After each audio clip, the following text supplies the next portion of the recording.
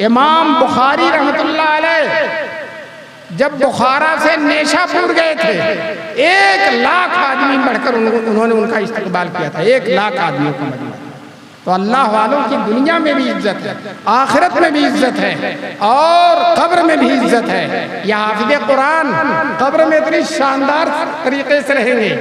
यहीं चंपारण जिला है बिहार में, वहाँ एक हाफिज साहब गुजरे, हाफिज बादशाह साहब, वाकतन बादशाह थे हाफिजों के।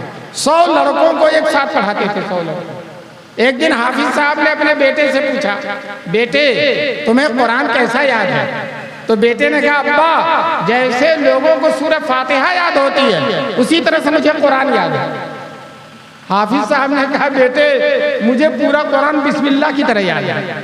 जिस तरह से बिस्मिल्लाहिर्रहमानिर्रहीम में कोई भूलता नहीं, पूरे कुरान में मैं कहीं नहीं भूलता।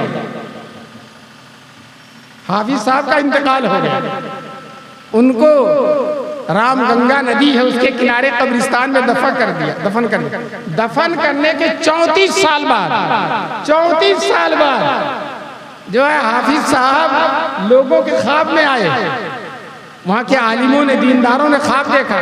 हाफिज साहब ने ख्वाब में कहा, भाई मेरी कब्र में पानी आ रहा है नदी की, मेरी कब्र जरा यहाँ से हटा दो, पानी बहुत ज्यादा आ रहा है कब्र के अंदर। जब कई लोगों ने ख्वाब देखा, उलमा से मसला मालूम किया, क्योंकि वो मशहूर आदमी थे।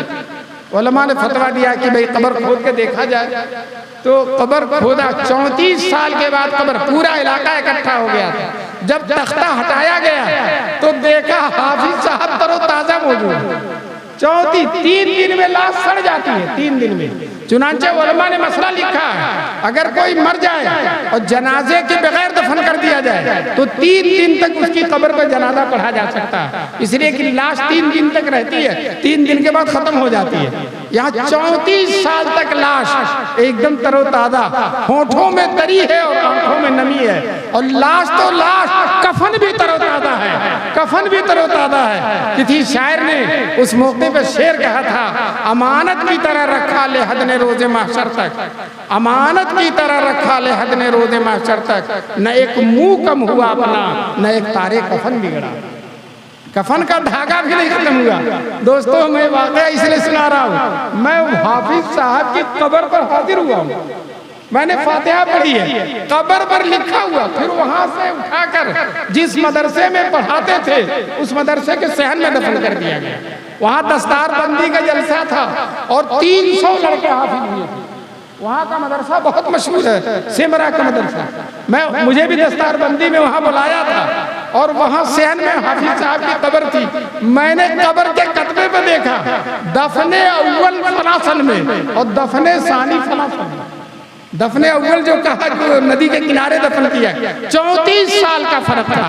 दोस्तों कहते हैं न हाफिज मरे न कारी सड़े, न हाफिज मरे न कारी सड़े। तो जो कब्र में नहीं बर्बाद होता, जो मिट्टी के नीचे नहीं बर्बाद होता, अल्लाह उसको दुनिया में बर्बाद करेंगे, हरगिज़ बर्बाद नहीं होंगे। दोस्तों न कुरान बर्बाद होंगे, न कारी बर्बाद होंगे, न हाफिज बर्बाद होंगे।